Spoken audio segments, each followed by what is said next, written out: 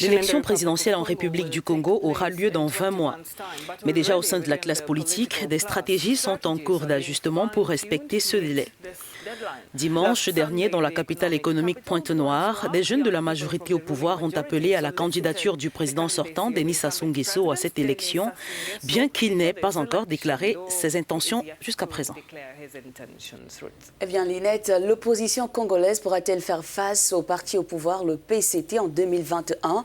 En dépit, vous l'avez dit, des appels à la faveur de la candidature du président actuel, l'opposition veut croire en une alternance démocratique et souhaite même un front commun pour faire barrage au candidat du Parti congolais du travail à la prochaine présidentielle. Cette stratégie de rassembler l'opposition profitera-t-elle à celle-ci? Pour essayer de comprendre, nous sommes en ligne avec M. Pascal Sati Mabiala, le chef de l'opposition depuis Brazzaville, qui nous a rejoint sur Africa News. Bonjour messieurs et bienvenue dans ce programme. Le vote a lieu dans 20 mois précisément et vous avez appelé mercredi l'opposition rassemblement. S'agit-il d'un appel en faveur d'une candidature unique de l'opposition dans l'optique de cette présidentielle attendue de 2021? Aller vite en besoin, on n'a pas dit ça du tout. Si cela devait arriver, c'est tant mieux. Mais je crois qu'il faut faire les choses, comme on dit, petitement.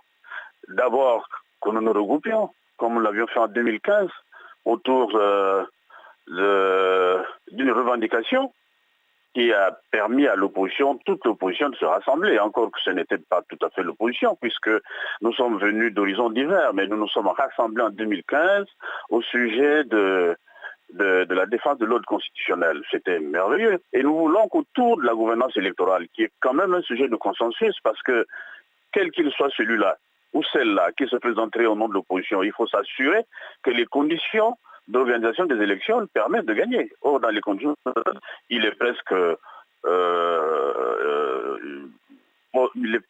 impossible qu'il y ait un candidat de l'opposition qui soit élu dans les conditions actuelles.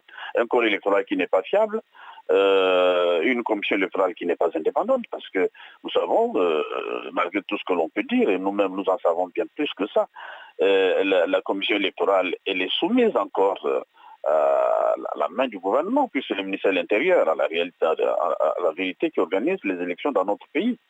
Et la commission, notre fameuse commission électorale dite indépendante, ne prend en charge les affaires électorales que la veille du scrutin. Donc c'est tout ça. Nous voulons d'abord, que nous nous rassemblons d'abord. Il faut bien qu'on se rassemble. Deux, que les conditions d'organisation des élections soient améliorées, et pour qu'elles le soient, il faut bien que nous menions une action démocratique. Des opposants et candidats à la présidentielle de 2016 ont été condamnés à des peines de prison. Il s'agit du général Jean-Marie Michel Mokoko et de l'ancien ministre André Okombi Salissa. Leur libération fait-elle partie des conditions que vous posez avant toute participation à la présidentielle à venir?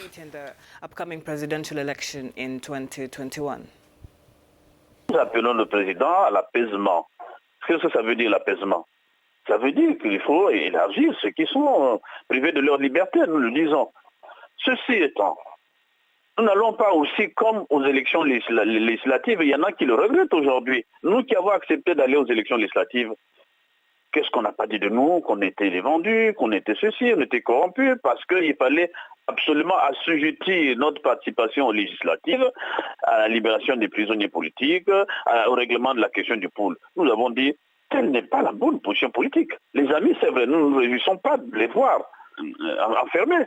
Alors, si on doit dire, attendons d'abord qu'eux ils soient libérés. Et tant qu'ils ne sont pas libérés, nous ne faisons rien. Nous ne fait plus de politique. Nous attendons qu'ils soient élus. Franchement, c'est sérieux, ça. C'est pas ça notre projet. Et quand on lui dit, mais voilà, ces gens, ils s'occupent pas, ils comptent pas ceux qui sont en prison, Mokoko, Kombi sont en prison, et ils boivent le champagne dehors, donc ce n'est pas leur souci. C'est pas vrai. Monsieur Sati Mabiala, on comprend bien votre position sur la question. Dites-nous, avant de terminer, des jeunes, on l'a dit d'entrée de cette émission, de la majorité ont appelé à Pointe-Noire, c'était dimanche dernier, à une candidature du président Denis Sassou Nguesso. Que pensez-vous de cet appel? Est-ce que pour vous, Sassou Nguesso, cette candidature ne serait pas de trop pour l'actuel président en poste depuis déjà des décennies? Bon, nous prenons acte que sa famille politique le présenterait, Si l'élection a lieu en 2021, je pense que ça veut dire qu'elle aura lieu, parce que c'est la majorité qui parle. Mais pour le moment, nous pensons qu'il faut que nous regardions le corps électoral au cours d'un dialogue. C'est pour ça d'ailleurs que nous parlons du dialogue. Le dialogue, entre autres thématiques du dialogue, c'est ça. Il faut qu'on s'asseye. Qu'on anticipe sur ce qui peut arriver et qui est toujours très, très, très dangereux pour notre peuple. Alors, si les jeunes de la majorité du PCT ont fait une marche à Pointe-Noire, et au cours de la marche, ils ont annoncé la candidature ou la candidature du président Sassou. Est-ce qu'ils ont annoncé ou qu'ils ont plutôt sollicité la candidature du président Sassou? L'une ou l'autre des deux formules, ça ne nous regarde pas. Hein. Ça, c'est les affaires de la majorité. Nous, c'est d'abord qu'on arrange le problème de la gouvernance électorale. C'est la gouvernance électorale qui nous intéresse. Que le président soit candidat, qu'il ne soit pas candidat, ça, c'est l'affaire de la majorité et c'est l'affaire personnelle du président de la République, il faut le dire aussi.